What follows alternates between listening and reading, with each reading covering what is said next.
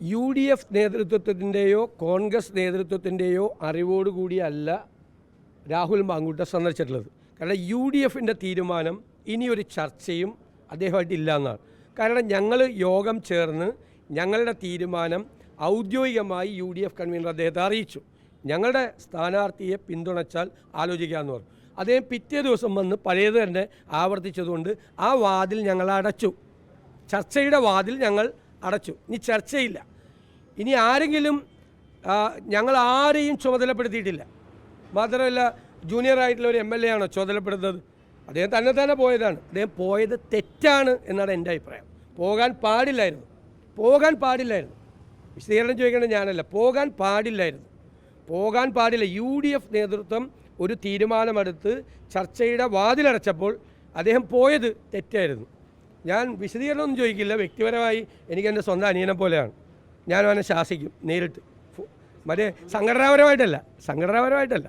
അവനോട് നീ അങ്ങനെ ചെയ്യാൻ പാടില്ലായിരുന്നു എന്ന് ഞാൻ രാവിലെ തന്നെ പറഞ്ഞു. ആർക്ക് അത് അയാൾ തന്നെ പോയതിന് ഞാൻ എന്ത് ചെയ്യാൻ പറ്റും? അതിന് നമുക്കൊന്നും ഉത്തരവാദിത്തം ഏറ്റെടുക്കാൻ പറ്റില്ലല്ലോ. ഞങ്ങൾ അറിഞ്ഞുകൊണ്ടല്ല. ഞങ്ങൾ closed. That door is closed. ഏത് UDF നേതാവും ഏത് കോൺഗ്രസ് നേതാവും ആരും ചർച്ച ചെയ്യാൻ പാടില്ല. ആ ചർച്ചയുടെ വാതിൽ അടയ്ക്കാൻ എന്നെ ചുമതലപ്പെടുത്തിയത് UDF നേതൃത്വമാണ്. മിനിയാന്ന് ചേർന്ന UDF നേതൃത്വം. അവരാണ് തീരുമാനിച്ചത്. നമ്മളെടുത്ത നിലപാടിൽ നമ്മൾ ഉറച്ചു നിൽക്കുക. ആ തീരുമാനം UDF കൺവീനർ കമ്മ്യൂണിക്കേറ്റ് ചെയ്യുക. എന്നിട്ടും തിരിച്ച് നെഗറ്റീവാണെങ്കിൽ ആ വാതിൽ അടച്ചേക്കാൻ പറഞ്ഞു. എന്നോട് ചുമതലപ്പെടുത്തിയെന്ന്. ഞാൻ ആ വാതിൽ അടച്ചു ഇന്നലെ. ഇനി ചർച്ചയില്ല. ഇനി ചർച്ച ചെയ്യാൻ പോകുന്നതൊക്കെ വേറെ വല്ല കാര്യങ്ങൾ സംസാരിക്കാൻ വേണ്ടി പോകുന്നത്.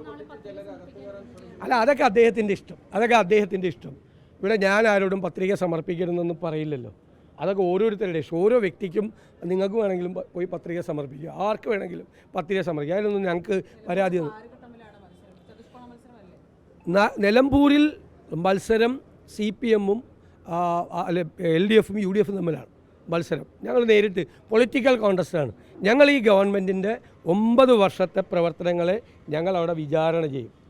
ജനങ്ങൾ പൊറുതിമുട്ടിയിരിക്കുകയാണ്. വെറുത്തിരിക്കുന്ന ഗവൺമെൻറ്റാണ്. റിസൾട്ട് വരുമ്പോൾ കാണാം. അതാണ് ഞങ്ങൾ പറയാൻ പോകുന്നത്. അതാണ് പിന്നെ ഇവരും BJPയും തമ്മിലുള്ള ഈ ഏർപ്പാട്. ഇവരും BJPയും തമ്മിൽ പരസ്പരം ചൊറിഞ്ഞുകൊണ്ട് ഇപ്പോൾ കഴിഞ്ഞ പ്രാവശ്യത്തെ പൂരം കലക്കിയതൊക്കെ ഇപ്പോൾ പോയി. ഇപ്പോൾ അങ്ങോട്ടും ഇങ്ങോട്ടും അഭിനന്ദിച്ചുകൊണ്ടിരിക്കുകയാണ്. നിങ്ങൾ ശ്രദ്ധിച്ചോ? കഴിഞ്ഞ പ്രാവശ്യം സുരേഷ് ഗോപിയെ ജയിപ്പിക്കാൻ വേണ്ടി പൂരം കലക്കിയ ആളുകൾ, ആ പൂരം കലക്കിയതിനെക്കുറിച്ച് ഒരു അന്വേഷണമില്ല. എന്നിട്ട് പൂരം കലക്കാൻ വേണ്ടിയിട്ട് കലക്കാൻ വന്ന ആളുകളും കലക്കാൻ വേണ്ടി സപ്പോർട്ട് ചെയ്ത് കൊടുത്തവരും ഇപ്പോൾ അങ്ങോട്ടും ഇങ്ങോട്ടും അഭിനന്ദിച്ചുകൊണ്ടിരിക്കുകയാണ്. ഈ കേരളത്തെയാണ് ഇവർ കബളിപ്പിക്കുന്നത്.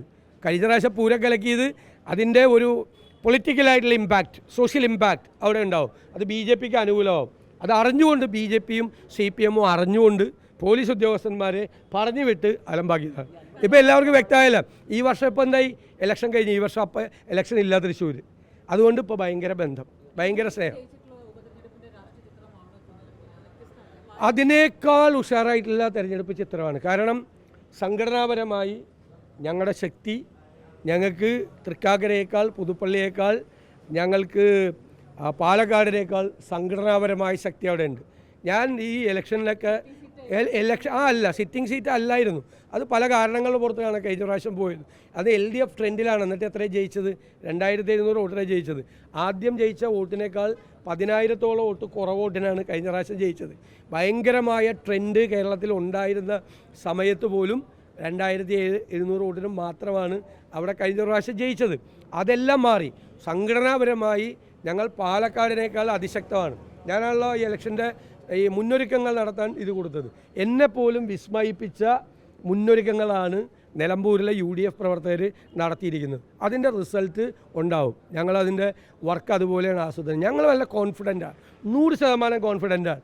അതുകൊണ്ടല്ലേ ഞങ്ങൾ ഒരു സമ്മർദ്ദത്തിനും, ഞങ്ങളെടുത്തിരിക്കുന്ന രാഷ്ട്രീയ നിലപാടെന്താ? ഒരു സമ്മർദ്ദത്തിനും വഴങ്ങാതെ. തെരഞ്ഞെടുപ്പാകുമ്പോൾ എല്ലാവരും ഈ അഭിപ്രായവും നിലപാടും ഒക്കെ മനസ്സിലായില്ലേ, അങ്ങ് ഉരുണ്ട് കളിക്കും. ഞങ്ങളുടെ ഉറച്ച നിലപാടാണ് ഞങ്ങളുടെ അഭിമാനം. ഞാൻ പറഞ്ഞല്ലോ, UDF എന്ന് പറയുന്നത് കരുണാകരൻ, AK ആൻ്റണി, ഉമ്മൻചാണ്ടി തുടങ്ങിയ പ്രഗത്ഭരായ നേതാക്കൾ, CH മുഹമ്മദ് കോയെ പോലുള്ള ആളുകൾ, പാണക്കാട് തങ്ങന്മാർ, KM Mani, TM Jacob, PJ Joseph, അതുപോലെ ബേബി ജോൺ തുടങ്ങിയ പ്രഗത്ഭരായ നേതാക്കൾ കെട്ടിപ്പടുത്ത വലിയ പ്രസ്ഥാനമാണ് UDF. അതിൻ്റെ മാനത്തിന്മേൽ, അതിൻ്റെ അഭിമാനത്തിന്മേൽ ഒരു പോറൽ പോലും ഏൽപ്പിക്കാൻ ഞങ്ങൾ സമ്മതിക്കില്ല. ഞാനൊരു നിയോഗം കൊണ്ട് ആ കസേരയിൽ വന്നിരിക്കുന്ന ആളാണ്. ഇത് വി.ഡി. സതീശൻ്റെ വ്യക്തിപരമായ അഭിപ്രായമല്ല. അത് മനസ്സിലായില്ല നിങ്ങൾക്ക്? UDFൻ്റെ ഒറ്റക്കെട്ടായ തീരുമാനമാണ്. അത് പറയാൻ എന്നെ ചുമതലപ്പെടുത്തിയെന്ന് മാത്രമേ ഉള്ളൂ. പറയാൻ ഞാനല്ലേ പറയേണ്ടത്. UDF ചെയർമാൻ എന്ന നിലയിൽ പറയാൻ എന്നെ ചുമതലപ്പെടുത്തി. അത് ഞാൻ പറയുന്നു. അതിൻ്റെ പേരിൽ ഏത് കല്ലേറ് വന്നാലും അതെല്ലാം ഏറ്റുവാങ്ങാൻ എനിക്ക് തയ്യാറാണ്. അതിനൊന്നും എനിക്ക് മറുപടിയില്ല. എന്നെക്കുറിച്ച് പറഞ്ഞ കാര്യങ്ങൾക്കൊന്നും എനിക്കൊരു മറുപടി. ഞങ്ങൾ പൊളിറ്റിക്കലാണ്. ഞങ്ങളുടെ ഒരു വോട്ടും ആര് മത്സരിച്ചാലും പോവില്ല. ഞങ്ങളുടെ പൊളിറ്റിക്കൽ വോട്ടാണ്. രാഷ്ട്രീയമായി ഈ ഗവൺമെൻറ്റിനെ താഴെ ഇറക്കാൻ വേണ്ടിയിട്ടുള്ള 2026 അന്തിമമായ പോരാട്ടത്തിന് ഞങ്ങളുടെ പ്രവർത്തകർ തയ്യാറെടുക്കുമ്പോൾ, ഞങ്ങളുടെ അനുഭാവികൾ തയ്യാറെടുക്കുമ്പോൾ ഞങ്ങളുടെ ഒരു വോട്ട് പോലും ഒരാൾക്കും പോവില്ല. അത് UDF സ്ഥാനാർത്ഥി ആര്യാടെ ഷൗക്കത്തിന് കിട്ടും.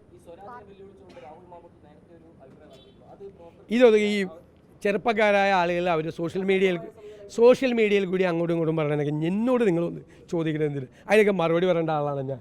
നിങ്ങൾ വല്ല പൊളിറ്റിക്കലായിട്ടുള്ള ചോദ്യങ്ങൾ എന്നോട് ചോദിക്കുക, ഞാൻ മറുപടി പറയാം. ഞാൻ ആ സ്ഥാനാർത്ഥിയെക്കുറിച്ച് ഒന്നും ഒരു കമൻറ്റ് പോലും പറഞ്ഞില്ല മോശമായിട്ട്.